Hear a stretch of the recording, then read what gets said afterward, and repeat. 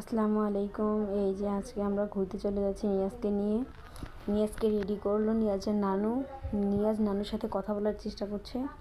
ও নানু ওকে বলছে যে আমাকে রেখে তুমি ঘুরতে চলে যাবে। নিয়াজ বলছে হ্যাঁ। যাই হোক, হ্যাঁ তো বলতে পারে না, কথা বলার চেষ্টা করছে, নানুর দিকে তাকিয়ে আছে। তারপর আমরা দুই বোন মানে নিয়াজের খালামণি আর আমি রেডি হচ্ছিলাম নিয়াজকে নিয়ে বাইরে বের হব। আমরা রেডি হওয়ার পর নিয়াজের খালামণি নিয়াজের কয়েকটা ভিডিও কয়েকটা ছবি তুলে নিল। এই যে নিয়াজ খেলছে, নিয়াজও খুব খুশি। ও বুঝতে পারছে যে ও আজকে বাইরে ঘুরতে যাবে, এর জন্য ওর মধ্যে আলাদাই একটা এক্সাইটমেন্ট কাজ করছে। তারপরে এই যে নিয়াজের খালামণি হাঁটছে নিয়াজকে কোলে নিয়ে, আমি পিছন থেকে ভিডিও করে দিচ্ছি। নিয়াজের খালামণি ওকে নিয়ে যাচ্ছে। ওই যে ওই মেন মাথাটা থেকে আমরা একটা রিক্সা নেব। তারপরে এই তো যাচ্ছি আমরা, রিক্সায় উঠে পড়েছি। রিক্সায় যে নিয়াজের একটি ভিডিও। নিয়াজ এখনও পর্যন্ত ঘুমায়নি, জেগেই আছে, কিন্তু আর কিছুক্ষণ পরেই নিয়াজ ঘুমিয়ে যাবে, কারণ ওকে বাইরে নিয়ে গেলে ও ঘুমিয়ে যায় খুব তাড়াতাড়ি।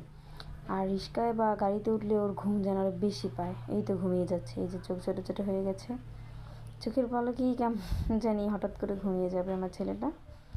মাশাআল্লাহ, আমার বাবাটাকে আজকে অনেক সুন্দর লাগছিল।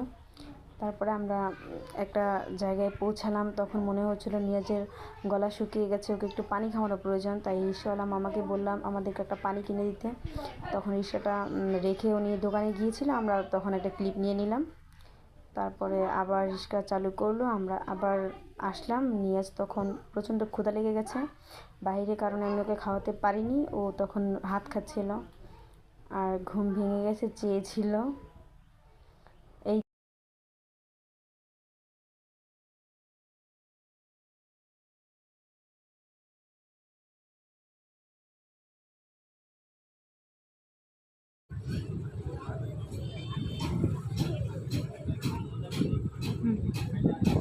টেমপ্লেট দিয়ে করবি, বুঝছস?